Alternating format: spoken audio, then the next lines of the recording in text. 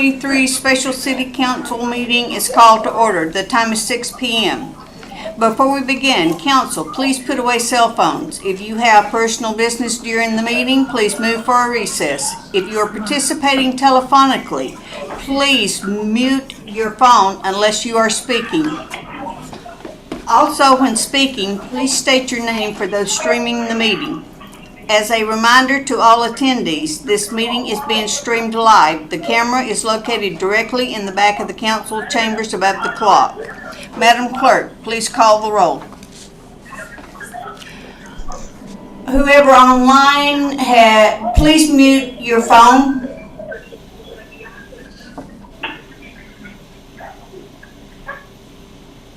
Thank you. Thank you, Madam Mayor. Councilmember Sullivan Leonard. Here. Councilmember Graham is absent and excused. He may be calling in later. Councilmember Johnson, also absent and excused. Here. Oh, thank you, Mr. Johnson. I apologize. Councilmember Crafton. Here. Councilmember Vlock. Here. Councilmember Rubio.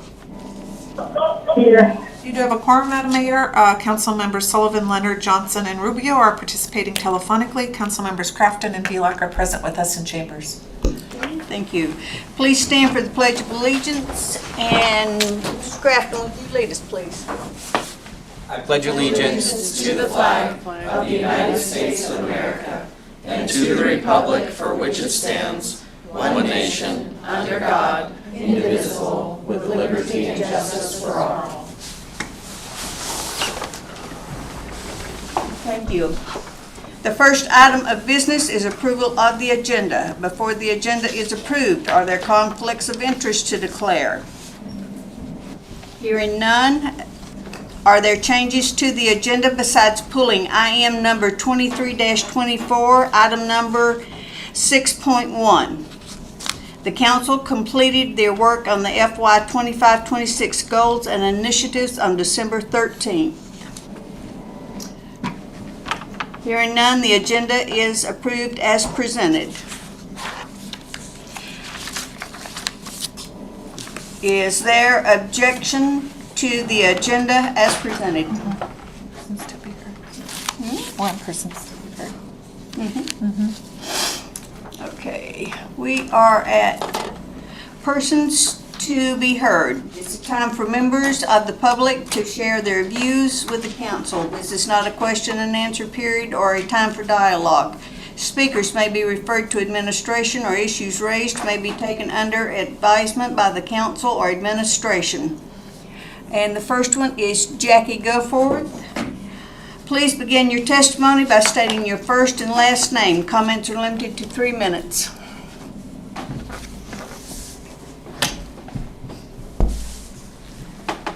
Thank you, Madam Mayor and Council, for this opportunity to speak. And thank you for putting these online so that they're available for people to watch later in the time. The reason I'm speaking tonight is because last week my second talk is not online. It completely disappeared. And so I would like to go through that again.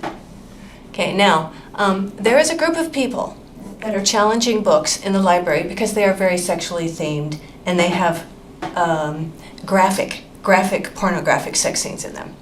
Okay, that's the only reason. It doesn't have anything to do with sexual kisses between same-sex couples. It doesn't have anything to do with persons of color or melanin content. It actually has to do with the unbelievable level of obscenity in these books. Now, Vladimir Lenin said it in his 1917 documents that the way to do socialistic change and to rip apart a fabric of society is to, there's several different ways, is to change the makeup of the family. It's one of them. Get the children in the hands of the government. And one of the ways you do that is you accuse the opposition of what you do in real time. Now, I've been accused of violating First Amendment rights. And the Frontiersman actually said it, and they are actually a very left-leaning, biased news site. And what they said was, The mayor in Wasilla said it's like a snowball going downhill. It just keeps growing and growing and growing. She reiterated that the decisions about what a child can and cannot read should be left to the parents themselves, rebuking Jackie Goforth and others who've been leading the charge to remove books from public libraries. It's not your responsibility, it's mine, said the mayor. Now, I like the word rebuke, but what's really interesting is this is what was really said. The next thing you're going to try to do is take away the cell phone. End quote. It's not your responsibility what my child's going to read.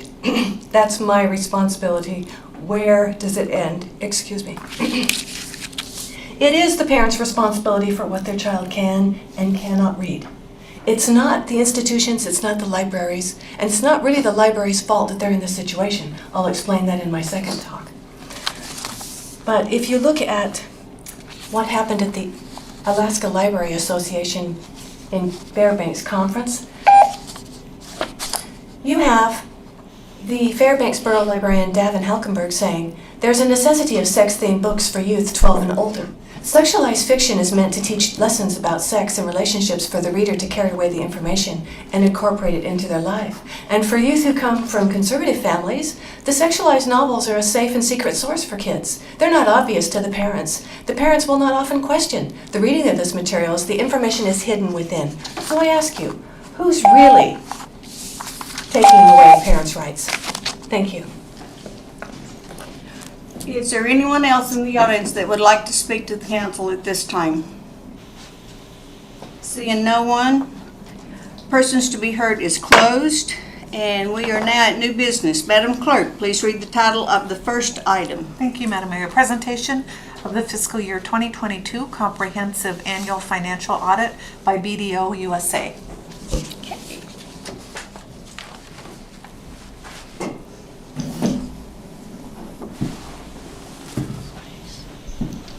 Good evening.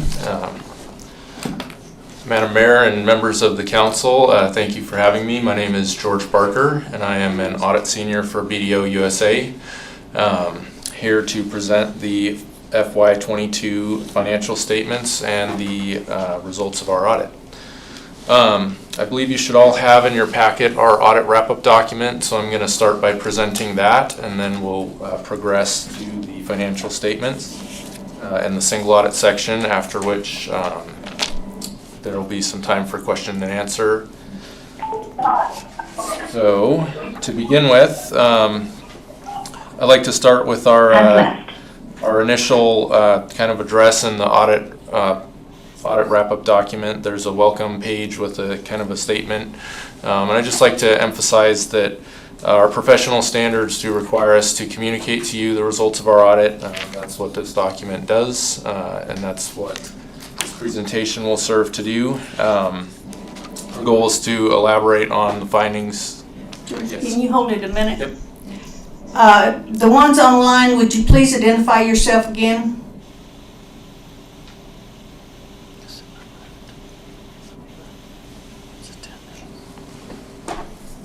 Rubio left. I think Rubio. Stu, are you online?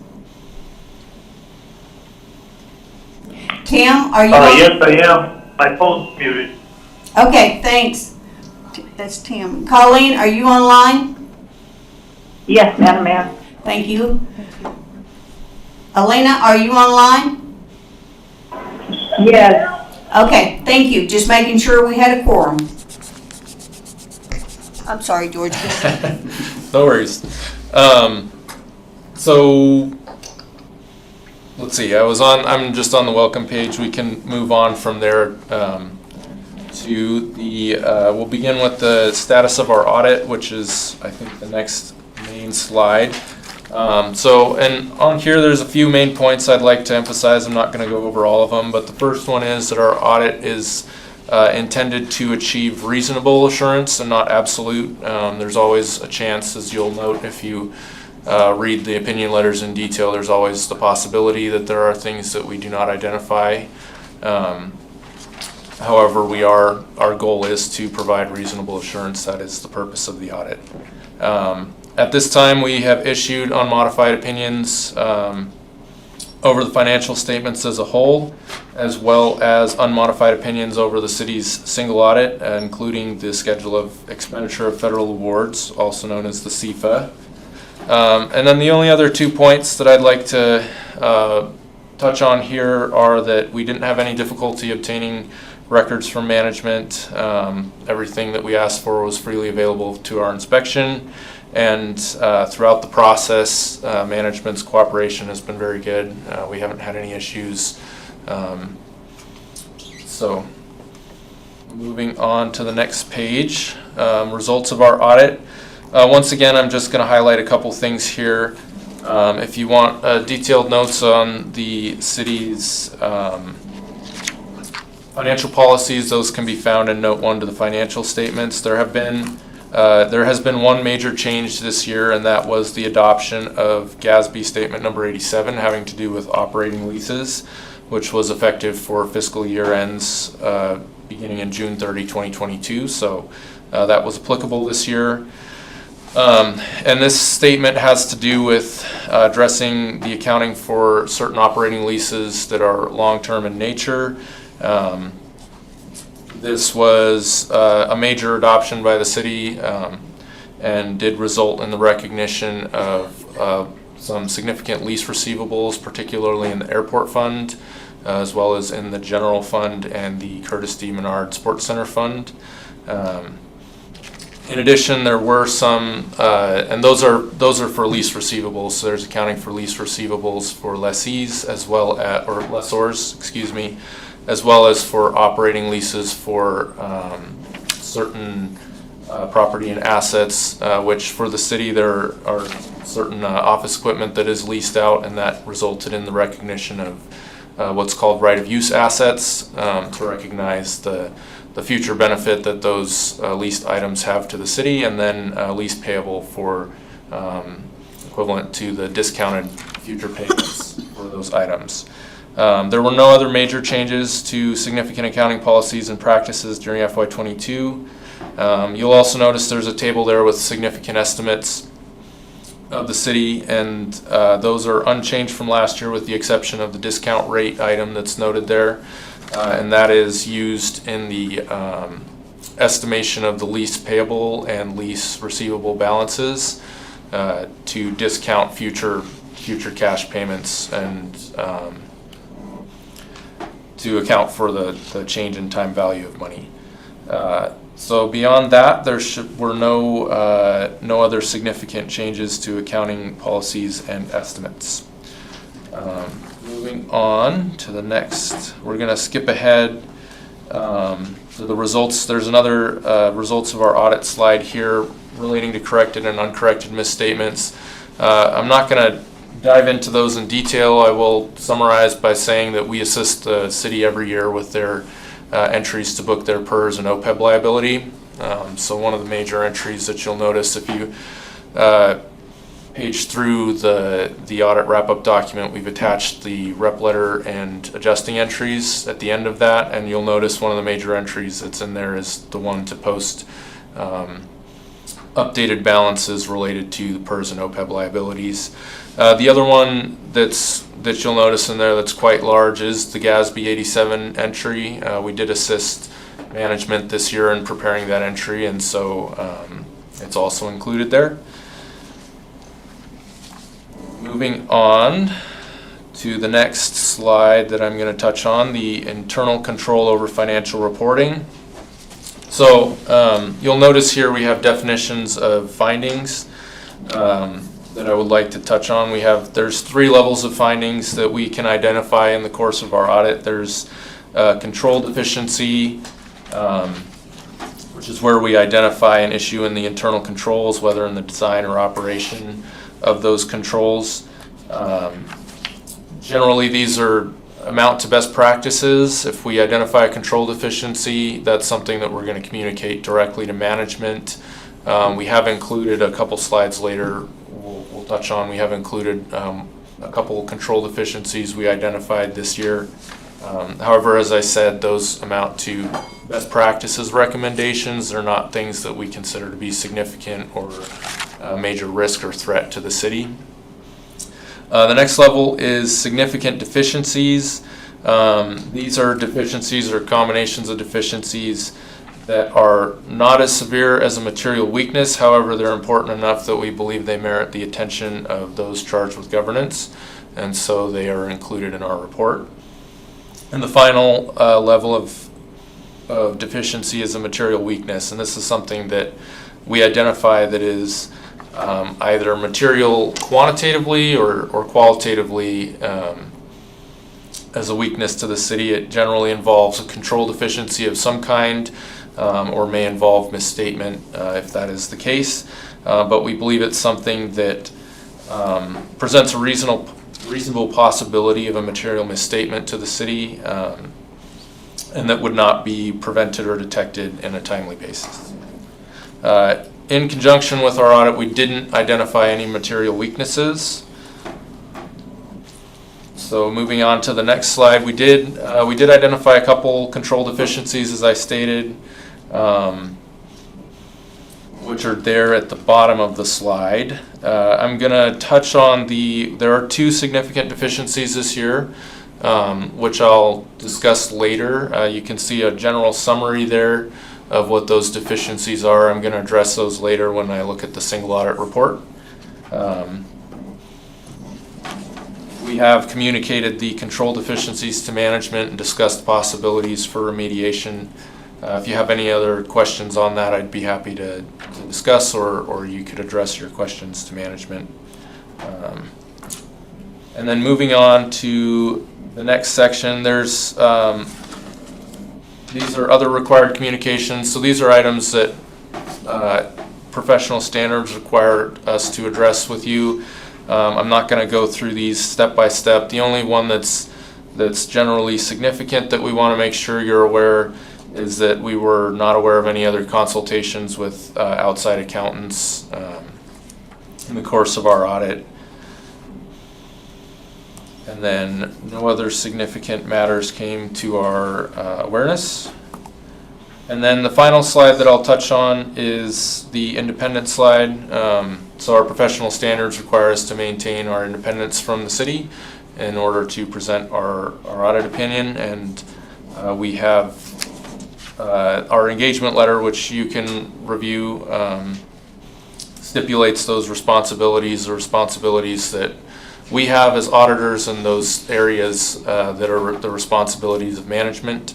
And if you have any other questions on that, feel free to let me know. So the appendix section, which follows, has the management's representation letter, and then the attached AJE schedule that I mentioned with our audit adjustments. I'm not going to go through that in detail at this time, but if you have any questions, please feel free to let me know. At this time, I'm going to move on to the actual financial statements, and we'll begin with the, let me see, we're going to start at the MD&A, which is on page 6 of the statements. Give you all a moment to get there.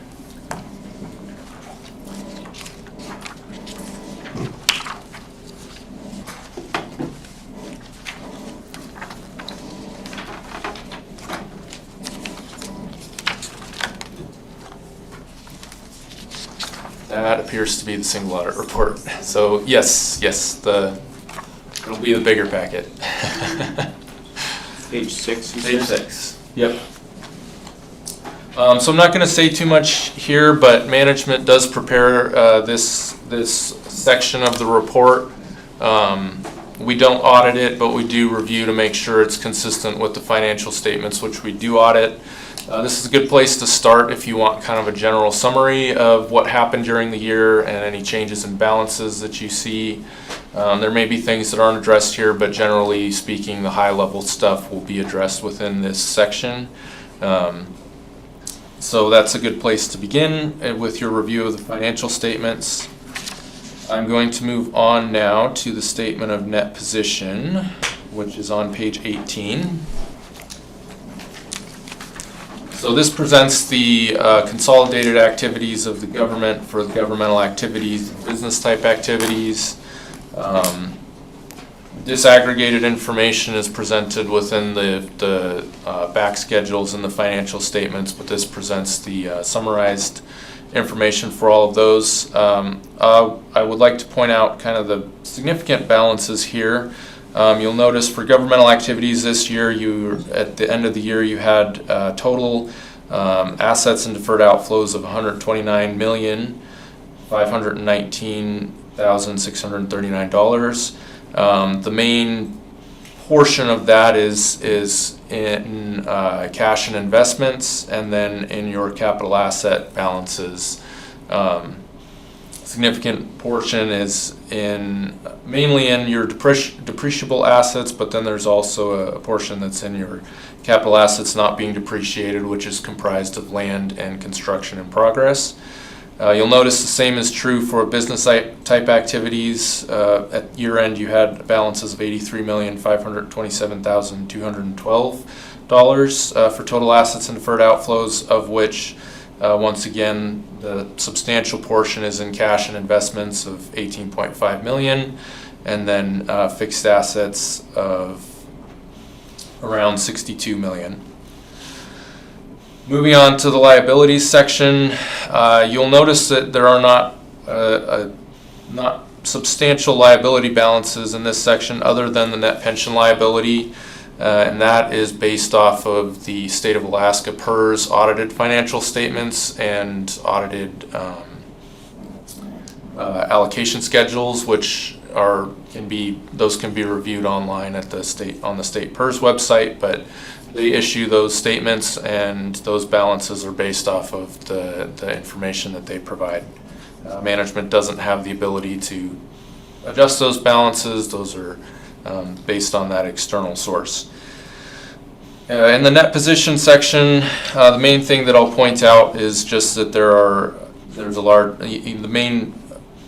main portion of your net position is taken up by net investment in capital assets. And then the remainder of that, most of it is in unrestricted net position. Moving on, I'm going to skip Schedule A2 and move to Schedule B1. This schedule presents the major funds, or the major governmental funds for the city. So in the course of our audit and we assist management in preparing the financial statements. Governmental accounting standards require you to identify and present major funds based on certain quantitative metrics. And so this year there were 3 major funds in the governmental fund section. There's the general fund and the miscellaneous capital projects fund, and then the CARES fund.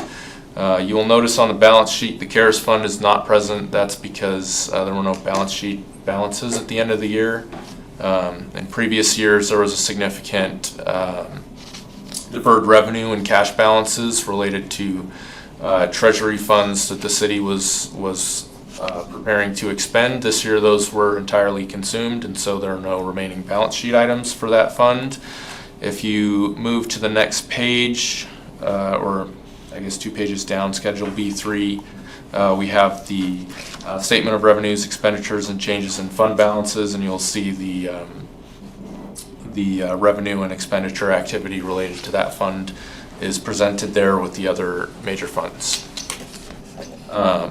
Moving on to Schedule C1, I don't have too much to add here other than that these are the major enterprise funds for the city. The city has 4 enterprise funds, and they all meet the threshold to be presented as major funds. And so for the enterprise funds, there's no non-major fund column. Each one is presented there individually. And with that, I'm going to move to the single audit report. And if you have questions on any of the schedules that follow, we can address those once I'm done with the single audit report. I will say if you have questions about fixed assets or investments, those are 2 areas that, you see kind of one line on the financial statements, but there's a lot more that goes into that. So if you want more detail on those, there are notes that address both of those balances in the notes to the financial statements. So I'm not sure which page it will be in your packet, but for those of you who are here present, the single audit report's the smaller one. And so I'm going to skip across the first few pages of this. You'll notice there is on page 7 of that report is the schedule of expenditures of federal awards, and that is presentation of the federal funds that you expended during the year. You'll notice the major balance or major amount there is the CARES fund, which was fully expended this year. The remainder of that federal program was spent in FY22, and that's the largest balance there. I'm going to move on next to the schedule of findings and question costs, which is on page 9. And this summarizes general information about our single audit and the results of it. You'll notice there's several columns there that identify if we've noted any findings. In the course of our audit, we didn't note any findings over the financial statements themselves or over in our gas opinion. However, we did note significant deficiencies over federal awards, as you will see there. Before moving on to those, I'll just identify to you our major programs this year were the CARES Fund and the Airport Improvement Program. And then moving on to the next page, section 3, federal awards and findings and question costs. You'll notice our first finding here has to do with subrecipient monitoring. In the course of our audit, we identified 2 of 3 subawards that did not have sufficient support to verify notification and monitoring of subrecipient compliance.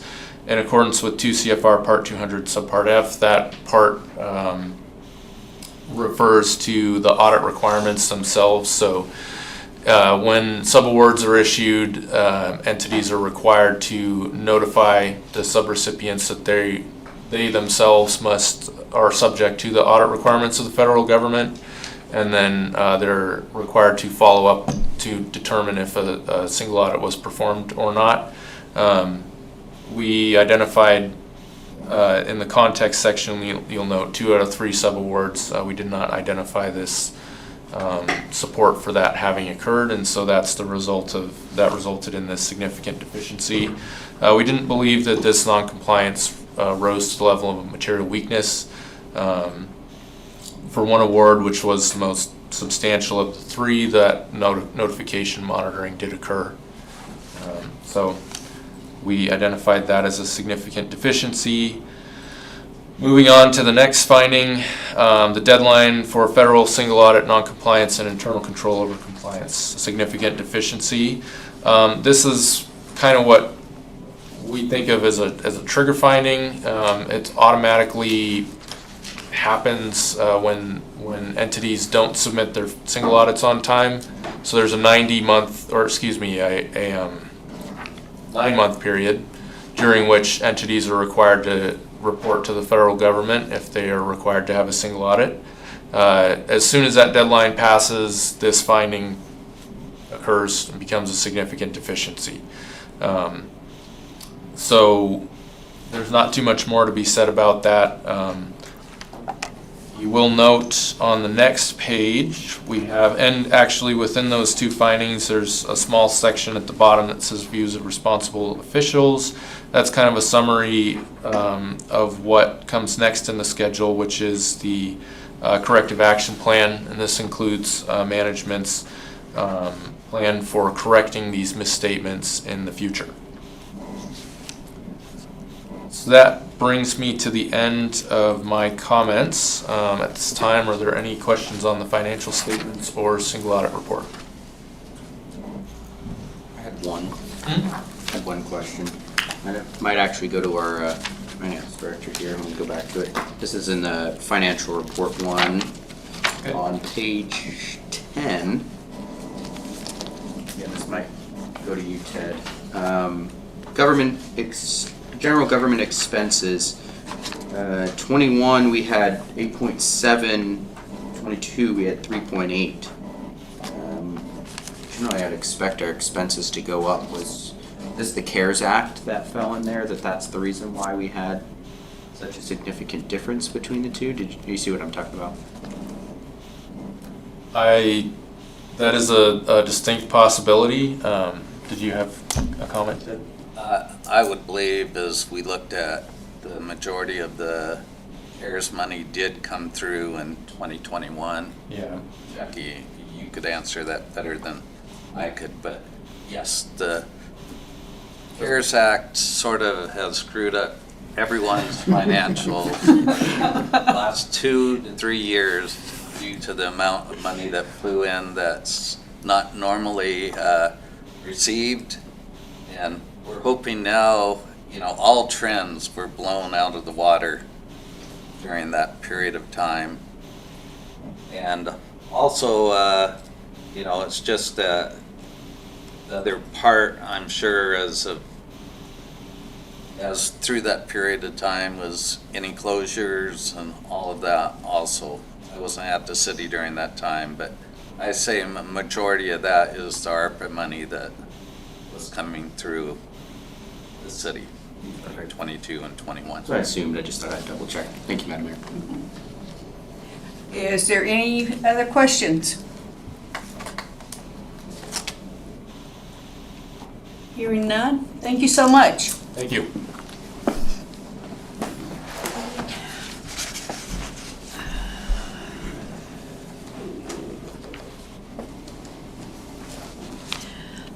The next item of business is AM 23-64. Madam Clerk, please read the AM by title. Thank you. Acceptance of the City of Wasilla's fiscal year 2022 annual comprehensive financial report for public record.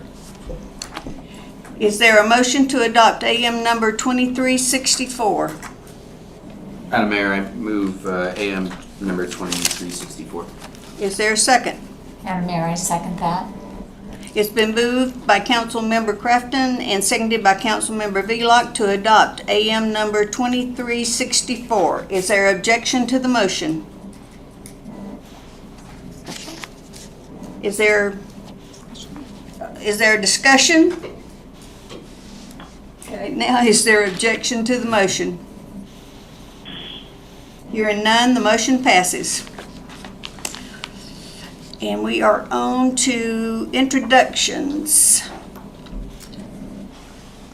There's one ordinance for introduction with a recommended public hearing date of January 8th, 2024. Madam Clerk, please read ordinance by title. Thank you, Madam Mayor. Ordinance serial number 2402, amending the fiscal year 2024 budget by appropriating $216,000 within the Technology Fund for professional services for workflow assessment and ERP system selection, a crucial step towards achieving the city's 2024 goals and initiatives. Is there a motion to introduce ordinance serial number 22-02 and set for public hearing on January 8th? Madam Mayor, I move we accept ordinance serial number 2402 for public hearing on January 8th, 2024. Thank you. Is there a second. Second by Councilman Johnson. Rubio? Okay, it's been moved by Councilmember Velock and seconded by Councilmember Rubio to introduce resolution or ordinance serial number 24-02 and set for public hearing on January 8th, 2024. Do we need a discussion? Is there objection to the motion? Hearing none, the motion passes. We are now at audience comments. It's a time for members of the public to share their views with the council. This is not a question and answer period or a time for dialogue. Speakers may be referred to administration or issues raised. It may be taken under advisement by the council or administration. Is there anyone present who would like to address the city council? If so, please come forward and begin by stating your first and last name. Comments are limited to 3 minutes per person. Hi, I'm Mary Ravetta. I live at Selden and Lucille. Moved here about 2 years ago from Los Angeles. grew up in the Midwest. I came up here to marry someone who I met online, and it's a good relationship. But I have shared it in here. I am here to support Jackie Goforth. I have gone through a lot of growth, and one was from a car accident growing up where my mother was killed while I was driving, and another was a lot of sexual abuse that happened down my father's side of the family. So I've gone through a lot of sexual brokenness healing, and I know the destruction that sexual brokenness does. And it's one of those things where if you feed it, it grows, and it's what they call, God, the name's blanking right now, progressive. It's what we call a progressive disease, where it progresses over time, and especially if you feed it. And so the sexual content that I don't want to be a contributing factor to that in my city, in my community. So I'm just weighing in on going against it because I see the destruction of what it does to families and relationships.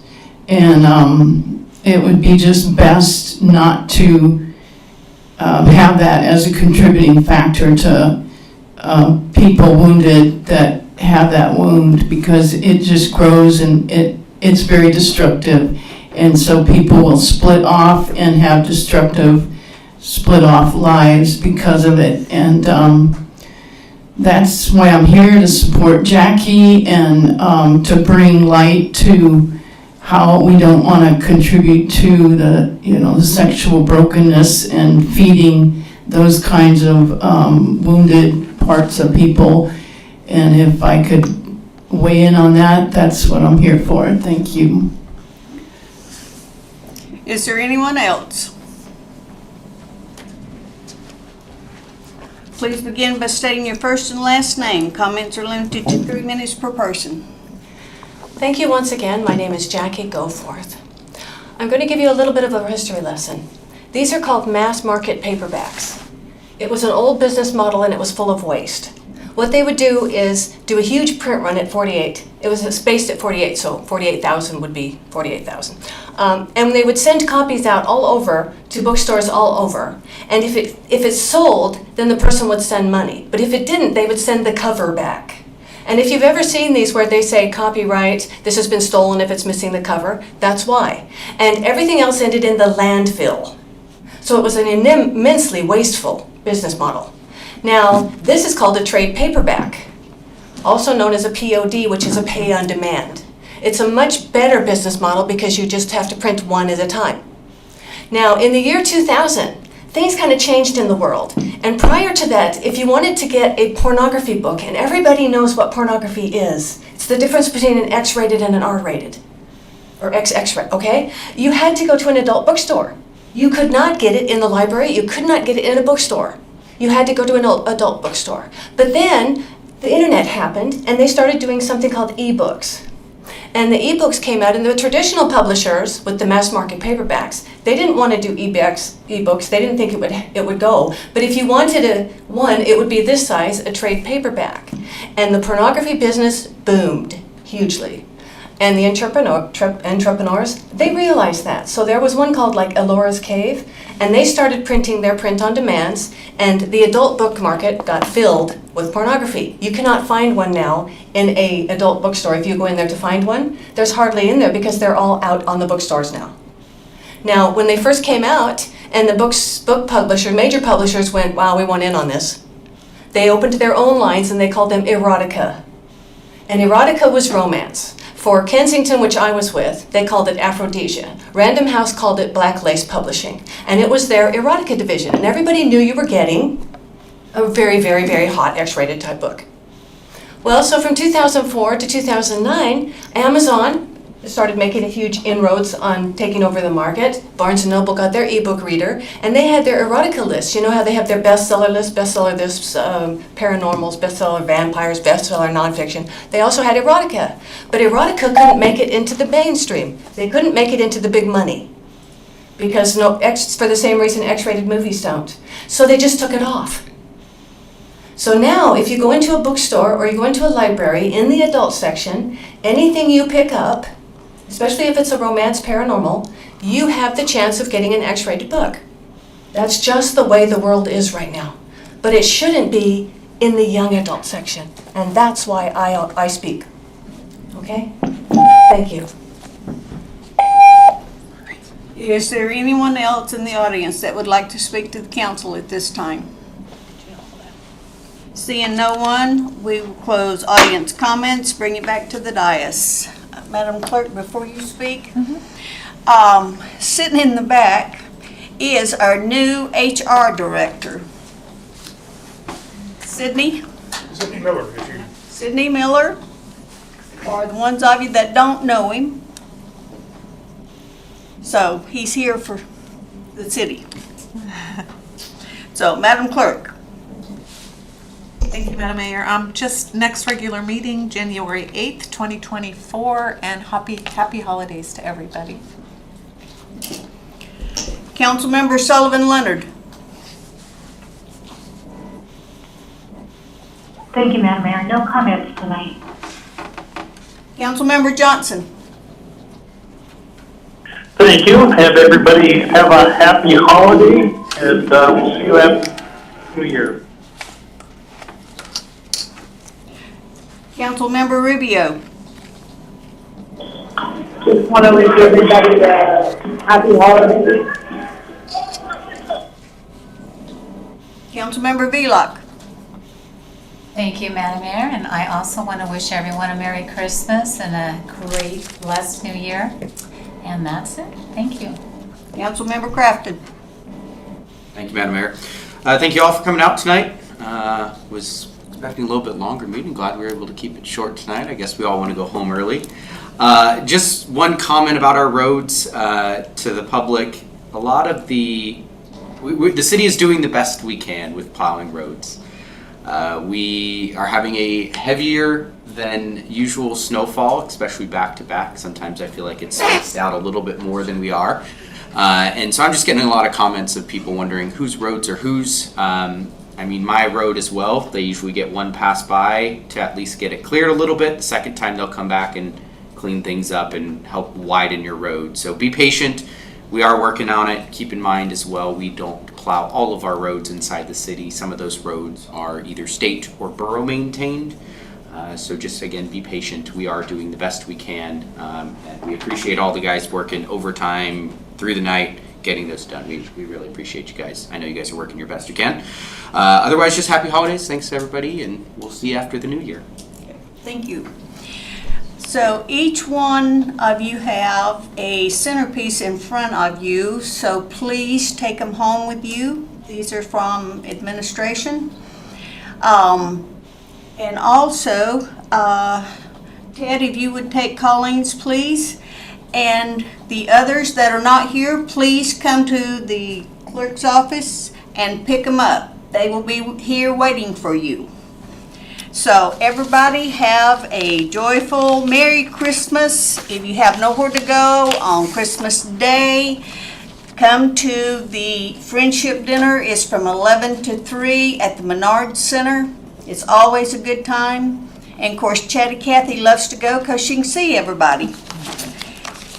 So with that, we are adjourned at 6:43.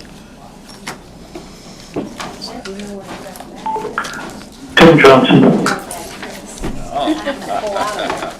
There you go. Thought we were gonna leave that holding